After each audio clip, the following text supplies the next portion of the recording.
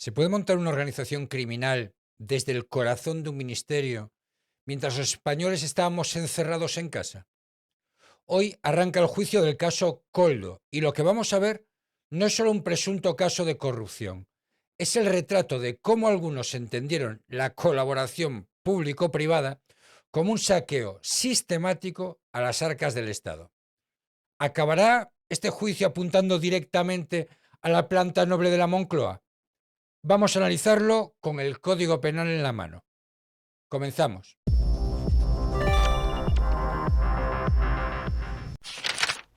Buenos días a todos. Hoy no es un día cualquiera en el Tribunal Supremo. Hoy se empieza a levantar el velo de una de las tramas más vergonzosas de nuestra historia reciente. Hablamos del caso Coldo, o el caso Ábalos, o como a mí me gusta llamar el Festival de las Comisiones, en el peor momento para España. Seguro que habéis visto un montón de vídeos en el que os cuentan las últimas noticias de este caso, incluso los chascarrillos de Ábalos, que nunca defrauda este hombre. Pero en este vídeo en particular quiero ir un poco más en la profundidad jurídica. Quiero analizar de qué les acusan, por qué y en qué puede quedar todo. Para entender la gravedad jurídica de lo que arranca hoy, tenemos que irnos al libro segundo del Código Penal. Aquí no estamos ante una simple irregularidad administrativa. La Fiscalía apunta delitos de organización criminal, blanqueo de capitales, cohecho, malversación de caudales públicos, tráfico de influencias y uso de información privilegiada. Fijaos en la operativa porque es de manual. Un asesor ministerial, Koldo García Izaguirre, que pasa de ser el hombre de confianza del ministro de Transportes a convertirse en el conseguidor de contratos millonarios para una empresa que hasta ese momento facturaba 0 euros. La clave jurídica que debéis manejar es la adjudicación por el procedimiento de emergencia. Al amparo de un Real Decreto que hicieron en ese momento, el Real Decreto 7/2020, se relajaron todos los controles de la Ley de Contratos del sector público. Y ahí es donde entraron ellos. Aprovecharon la excepcionalidad para meter la mano en el cajón. Pero ojo, que la instrucción que ha dirigido el juez Moreno no se queda en los test de antígenos o en las mascarillas FFP2 de mala calidad. Aquí lo que se está juzgando es si existía una estructura jerárquica con reparto de tareas y permanencia en el tiempo, ¿no? Que son los elementos típicos del artículo 570 bis del Código Penal, dedicada a desviar fondos públicos hacia cuentas en Brasil y Luxemburgo, entre otros. Y mientras la Moncloa intenta levantar cortafuegos diciendo que estos son casos aislados, la realidad procesal nos dice lo contrario. Las grabaciones de la UCO son demoledoras. Hablan de maletas, de pagos en efectivo y de reuniones en reservados de marisquerías donde se decidía el futuro de millones de euros de tus impuestos. Esto no ha hecho más que empezar. En los próximos bloques vamos a desmenuzar qué dice exactamente el sumario sobre el papel de los empresarios, como Aldama, y cómo el rastro del dinero puede acabar sentando en el banquillo a nombres que hoy todavía se sientan en el Consejo de Ministros. Los comisionistas y la mecánica de la malversación. Seguimos para bingo y ahora entramos en el fango de verdad. Vamos a hablar de los nombres propios que aparecen en el sumario y que la instrucción ha puesto bajo el foco. Víctor de Aldama y el entramado empresarial que sirvió de vehículo para el presunto saqueo es lo primero. Jurídicamente, aquí tenemos que sacar el bisturí y analizar el artículo 432 del Código Penal, que regula la malversación de caudales públicos. Y mucho ojo, porque tras la última reforma, este artículo es el campo de batalla en los juzgados. Hubo ánimo de lucro, porque las mariscadas, los pagos en efectivo y el tren de vida de los implicados parece indicar que lo hubo, ¿no? Pero procesalmente, lo que la Fiscalía debe demostrar es que se produjo un perjuicio patrimonial a la Administración mediante una administración desleal de esos fondos que eran, recordemos, esos fondos eran para salvar vidas, no para comprar chalés en Sotogrande. Fijaos en la figura de Víctor de Aldama. No era un funcionario, era un particular. Pero el Código Penal, en su artículo 424, castiga también al particular que corrompe o intenta corromper a la autoridad o funcionario público con dádivas, favores o promesas. Es lo que llamamos cohecho activo.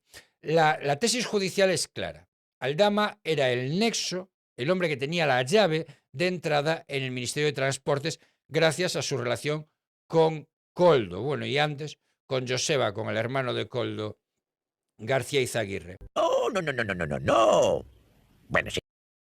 Y aquí es donde la cosa se pone técnica y valiente. ¿Cómo se blanquea ese dinero? Bueno, el sumario detalla una estructura de sociedades pantalla, algunas de ellas sin actividad real, que recibían transferencias bajo conceptos de asesoría y tal, y que no eran más que la mordida para conseguir el contrato. Eso nos lleva también al 301, el Código Penal, sobre el blanqueo de capitales. Cuando mueves dinero sabiendo que tiene su origen en una actividad delictiva, en este caso la corrupción pública, pues estás incurriendo en un delito autónomo que puede sumar más años de cárcel a la condena principal. Pero lo más sangrante de esto es la omisión del deber de perseguir delitos, porque claro, ¿quién más en el ministerio veía pasar estos contratos de millones de euros sin pestañear?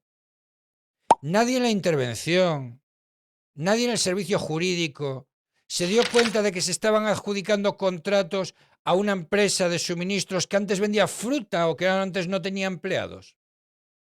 En derecho, el que tiene la posición de garante y mira hacia otro lado mientras se saquea el arca pública, tiene una responsabilidad pues que el juez desde luego no va a dejar pasar por alto o no debería dejar pasar por alto. Estamos hablando de que se utilizaron los canales oficiales del Estado para fines privados. Eso en cualquier democracia seria se llama corrupción sistémica, porque aquí el problema es que la corrupción era sistémica a lo largo y ancho del Partido Socialista. Y mientras en Moncloa intentan convencernos de que esto era una trama de 4 golfos, los folios del sumario nos dicen que los tentáculos llegan mucho más arriba. Magnífico. Todo ha quedado clarito. No te desconectes, porque en el próximo bloque vamos a analizar la ramificación política y esa pregunta que todos os hacéis. ¿Hasta dónde llegaba el conocimiento del Consejo de Ministros sobre lo que su superministro y su asesor estaban haciendo bajo cuerda? Pero antes, muchos protestáis porque ya no tengo gafas y cuando os pido que os suscribáis todavía aparezco con ellas, así que vamos a ello. Los medios de comunicación no te cuentan la realidad, sino la visión de la realidad que le interesa a quienes les pagan. No les interesa que pienses por ti mismo, sino simplemente vender su relato. Es imposible tener una visión completa de lo que te está pasando y de cómo te afecta si simplemente ves la televisión o lees la prensa. Este canal no recibe subvenciones de ningún organismo gubernamental, así que solo nos debemos a ti. Si quieres estar enterado de las acciones con las que te castiga el gobierno, con un enfoque jurídico, un poquito de mala leche, eso sí, y un mucho de retranca gallega, este es tu canal.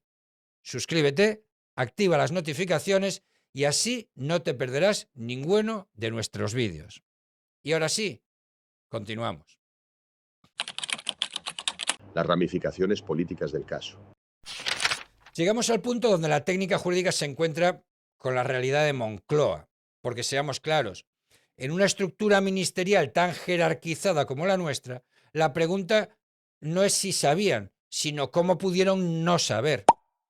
Desde un punto de vista procesal, la instrucción se enfrenta ahora al reto de la autoría mediata. ¿Es posible que un asesor y un comisionista operaran a tal escala sin el visto bueno o al menos la aquiescencia de sus superiores? Pero vamos a ver, ¿que somos tontos o qué? Aquí entra en juego el concepto de la omisión del deber de impedir delitos. Está recogido en nuestro ordenamiento. Si quienes ostentaban la máxima autoridad en el Ministerio de Transportes y, por extensión, quienes coordinaban la acción de gobierno desde la presidencia, tenían indicios de estas irregularidades y no actuaron, estamos ante una dejación de funciones que roza lo criminal. Es que recordad, cuando se le echó, cuando se cesó a José Luis Ábalos, ¿por qué fue? The Objective lo puso claro, porque Pedro Sánchez sabía lo que estaba haciendo Ábalos. Y si lo sabía y no persiguió esos delitos, estaría cometiendo él mismo un delito de dejación de funciones o omisión del deber de perseguir delitos. Es que jurídicamente el artículo 408 del Código Penal es muy claro. La autoridad o funcionario que, faltando a la obligación de su cargo, dejare de promover la persecución de delitos de los que tenga noticia, incurrirá en la pena de inhabilitación. Pero es que aquí vamos más allá.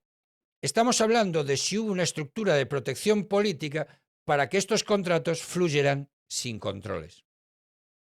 Fijaos en la terminología que usan en sus mensajes. Hablan de el jefe, de la planta noble. Derecho penal, los indicios deben ser unívocos. Y cuando tienes a la UCO rastreando correos que mencionan visitas a Moncloa para despachar asuntos que nada tenían que ver con el interés general, pues el cortafuegos político empieza a derretirse un poco. La responsabilidad política se dirime en las urnas, pero la responsabilidad penal se dirime en el Tribunal Supremo en este caso. Y no vale con decir yo no sabía nada.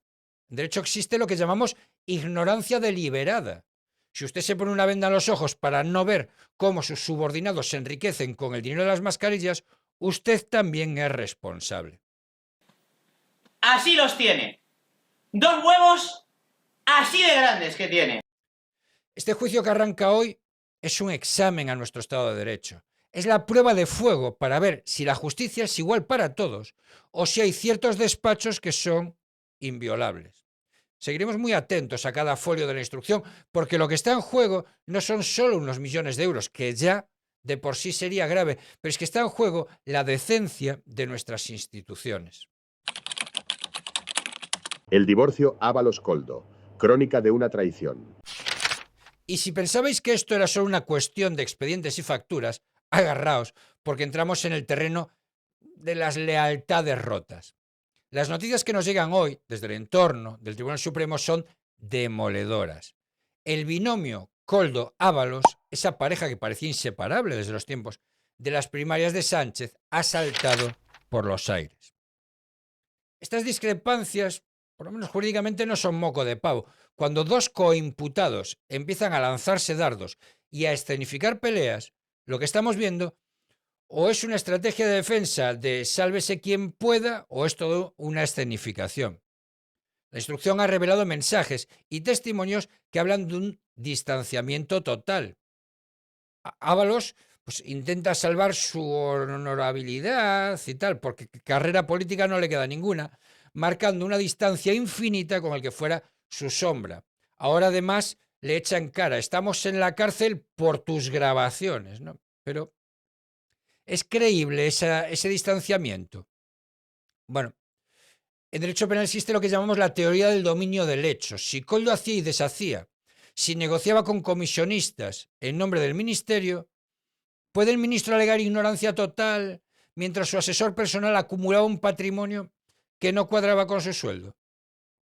Los desencuentros que vemos hoy, esas peleas que filtran sus entornos, huelen a miedo. Miedo a que uno tire de la manta más que el otro. Las noticias hablan de reproches mutuos, ¿no? Coldo se siente abandonado a los pies de los caballos y Ábalos se siente traicionado por la deslealtad de quien metió en su círculo más íntimo y se dedicó a grabarlo. Pero fijaos en el detalle técnico. Si la Fiscalía logra demostrar que las discrepancias son solo una fachada para ocultar una estrategia común, o peor aún, si uno de los dos decide cantar para obtener beneficios procesales acogiéndose a la figura del arrepentido, el terremoto podría llegar hasta el último rincón de la Moncloa y salpicar más arriba. Porque no nos engañemos, estas peleas no son por principios, son por la puritita supervivencia. En esta instrucción, cada mensaje de WhatsApp que sale a la luz es un clavo más en el ataúd de estos dos individuos. Pasar de compartir confidencias en los pasillos del Congreso a no poder mirarse a la cara en sede judicial, bueno, pues es el epílogo de una forma de entender la política como un negocio familiar. Seguiremos muy de cerca si estos desencuentros acaban en una confesión formal, porque en el momento en que uno decida que ya no debe lealtad a quien le ha dado la espalda, la verdad jurídica empezará a aflorar con una fuerza que alucinas. Y ahora vamos con la sección más personal del vídeo, en la que tú eres el protagonista. Vamos con el buzón.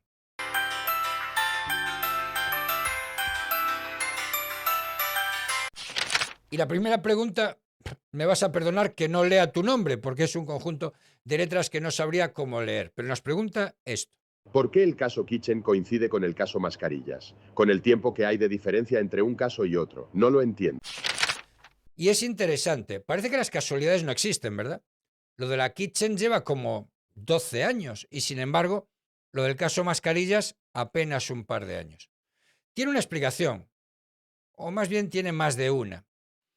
La primera, la Audiencia Nacional acumula retrasos que son injustificables.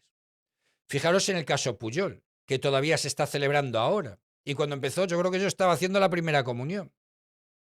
En el caso Kitchen hay varias cosas. La primera, que se decretó el secreto de sumario y estuvo en secreto durante más de 2 años.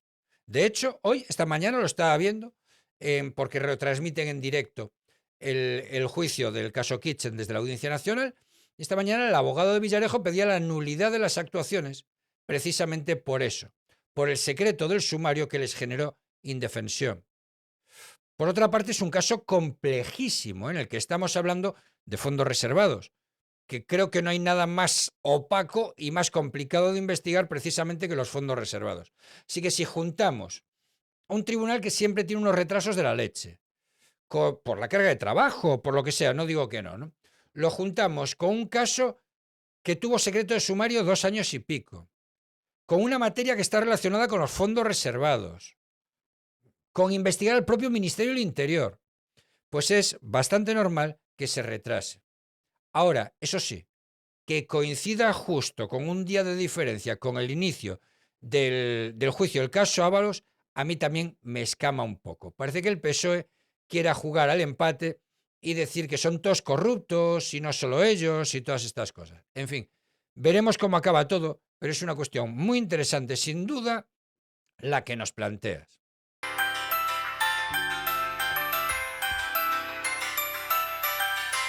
Por terminar con este asunto, hoy testificaban en el Tribunal Supremo Jessica, la amiga especial de José Luis Ábalos, y Víctor Ábalos, el primogénito del señor Ábalos, este señor que defiende que él nunca ha sido testaferro de José Luis Ábalos y que tenía sus propios negocios, sus propios intereses y sus propias cosas. Veremos si no hay nuevas imputaciones después de esto. Recordad, Jessica estaba contratada en INECO y en Traxatec por no ir a trabajar, y eso lo hizo Joseba, el hermano de Koldo. Veremos en qué queda todo esto y si no hay, pues, nuevas piezas separadas. Y ahora, bueno, pues para no quedarnos con mal sabor de boca, para no quedarnos con disgeusias, creo que llamaba Jessica, vamos con el chiste diario, que dice: ¿tú sabes cuál es el río más millennial de España? El Ebro. Por favor. Y después de este chiste tan malo, ¿cómo te pido yo que te suscribas? En fin, aunque sea por caridad cristiana, hombre, que estamos muy cerca ya de los 140.000 suscriptores y me hace ilu. Suscríbete, activa las notificaciones y así no te pierdes ninguno de mis vídeos. Muchísimas gracias a los que estáis suscritos, a los que me apoyáis por Bizum, a los que me dejáis superchats y sobre todo muchas gracias a todos los miembros del canal. Un día hay que hacer una quedada de miembros. En fin, que un saludo y hasta mañana. Gritándole a mi yo, perdido entre la gente, de correr y nunca es suficiente. Antes creía que nadie me vendría a salvar y ahora no paro de pensar que igual se ha pasado el momento. No encuentro placer fingiendo que hacer.